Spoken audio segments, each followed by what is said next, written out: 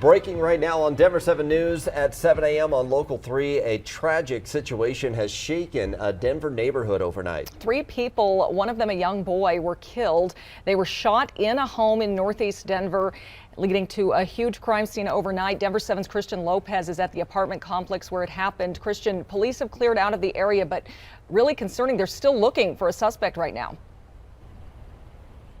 Officials are still looking for the suspect or suspects responsible for this triple shooting, and it is a very tragic morning here in this neighborhood. We've already seen several families heading out for school and work, and they're hearing this devastating news. The officials were here on the scene when we got here about 2 hours ago, but they have since left. But they first arrived here last night around 6 o'clock, and they found that 3 people had been shot. This is at the East Range Crossings apartment complex. They found a young child, woman, and a man dead inside an apartment. They had been shot multiple times. We're still working to find out that child's age. Officials will be interviewing witnesses and gathering as much information as they can. Of course, we're going to stay on the scene and continue bringing you the very latest as we learn more this morning. Live in Denver, I'm Christian Lopez, Denver 7. All right, Christian, thank you. Also breaking this morning, a woman is in the hospital after a shooting in unincorporated Adams County. This happened on Princeton Street off of Highway 285. The area has since been cleared. This morning, we're working to learn more after Evans police shot and killed a suspect after a brief standoff. The city of Greeley says officers were called out to a home near 37th Street and Palermo Avenue because of a suspicious person. The suspect was armed and refused to follow police commands. An officer fired shots at the suspect and they later died at the hospital. We don't yet know why that escalated into a police shooting situation. Well, let's switch gears to look at your weather as we get you ready for the day. Our Lookout Mountain camera shows the sun is out there this morning trying to break through the clouds. And lower fire danger today, Lisa. That's something, sadly, we don't hear a ton lately. I know. Yeah, all of April. It's been so dry. We're going to talk more about what we've seen precipitation-wise for April coming up here in a few minutes. But today is going to be a partly sunny day. Dry conditions for the most part. We may see a few showers roll off the foothills this afternoon. But overall, you're going to find some pretty warm and mild conditions. We're in the 40s and 50s now. We'll get to right around 67 by 11 o'clock. That means low to even mid-70s for highs today. Denver right around 75, Greeley 78, low 80s again over the southeastern corner of the state, and more 50s and 60s for the mountains. 78 in Grand Junction and 71 in Durango, so it's pretty warm statewide today. Take a look at Futurecast. Now this looks, I think, a little more impressive than what it's going to really be, but we have a few showers that'll roll east today.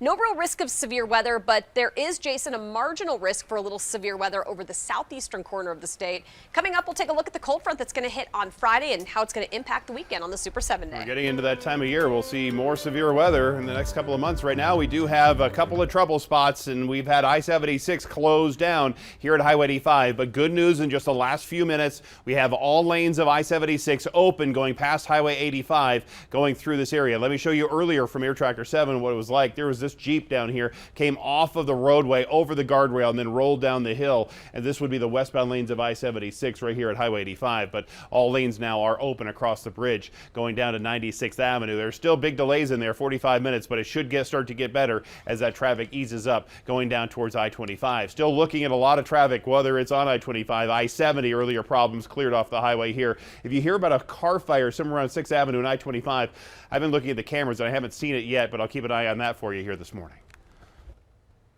Well, this morning, multiple investigations are underway after a suspicious house fire in Castle Rock.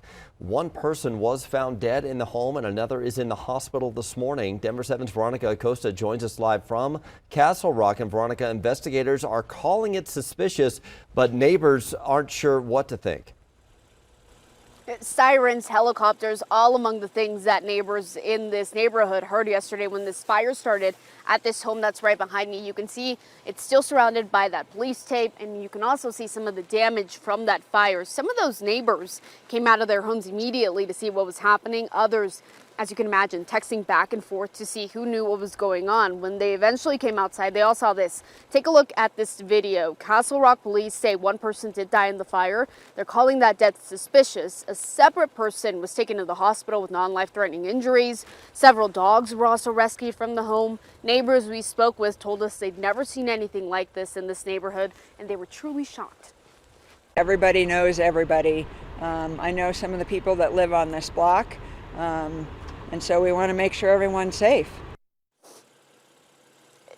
Police say they are investigating both the death as well as how the fire started. We'll keep you updated on anything new that we get. We're live in Castle Rock this morning. I'm Veronica Acosta, number 7. Thank you, Veronica. Well, police say they've arrested a man accused of stealing thousands from Colorado homes. But this morning, officials are asking more victims to possibly come forward. The Weld County Sheriff's Office arrested Colton Thompson here and charged him with 18 felonies. Law enforcement believes Thompson was leading a property crime ring across northern Colorado, and he's suspected to be involved in more burglaries. One of the victims, Rustin Feetner, says an estimated $25,000 worth of equipment was stolen from him back in February. I know there's been multiple counties that this crossed over that, needs to come forward and needs to make sure that, they're, getting their properties back, for one, but two, making sure we're attaching this so that we can hopefully put him away for a while. So data from Weld County shows stolen property offenses increased by 41% from 2020 to 2021. If you think you've been a victim from this accused serial burglar, you should contact the Weld County Sheriff's Office. A new report finds almost all of the homeowners impacted by the Marshall Fire were underinsured. The Colorado Division of Insurance says only 8% of homeowners who lost their homes had full replacement coverage. That accounts for about 76 of the 951 homes that were deemed total losses. The Division of Insurance will hold a town hall on May 16th to talk about the next steps in the process for those who are underinsured. Officials say the investigation into the fire in Monte Vista last week is expected to take several more weeks. 6 families were displaced in that wind-driven fire that grew out of control last week. 15 buildings, some of them houses, were damaged or destroyed. Fire crews are working to figure out what caused that fire. They do not believe it was intentionally set. Hard to forget these images from last summer showing a massive mudslide spilling all over I-70 and Glenwood Canyon. Caused the interstate to shut down for weeks and major hours-long detours. Well, now CDOT is putting into place some proactive measures should something like this ever happen again. It includes constructing new bathtub-like features along the side of the road. It's basically you dig a hole before the road or a culvert so it allows the debris to come down, because the main thing with these debris flows, it's not just water. It's a whole lot of mud mixed in, rocks, trees, all the stuff that plugs a culvert.